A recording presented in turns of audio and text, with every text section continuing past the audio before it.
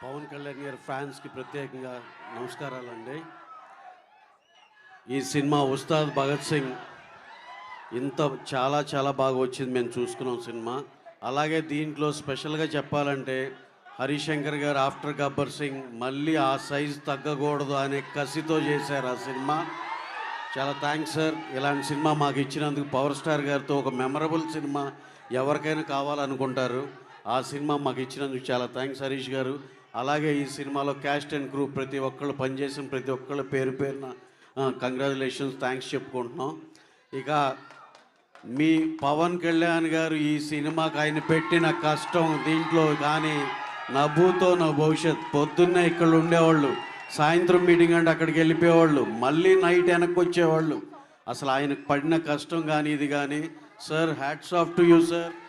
మళ్ళీ అసలుకి ఎంత హార్డ్ వర్కింగ్, ఎంత ఇది అసలు ఆ రాజకీయాల్లో ఉండి మీరు అసలు ఈ డెడికేషన్ ఏంటో మాకైతే షాకర్ సార్.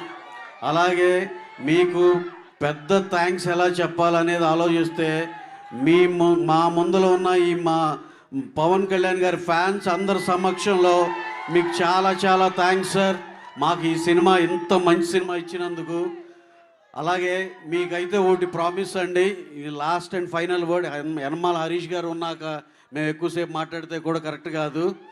అలాగే మీకైతే ఒకటే ఒక ప్రామిస్ అండి, మీరు 2003 ఖుషీలో చూసిన పవన్ కళ్యాణ్ గారిని అలాగే టెక్నికల్గా ఇప్పుడు 26లో ఈ సినిమా వస్తున్నా సరే, మొన్నే లాస్ట్ ఇయరే ఖుషీ రిలీజ్ అయిందిరా, తర్వాత పవన్ కళ్యాణ్ గారి సినిమా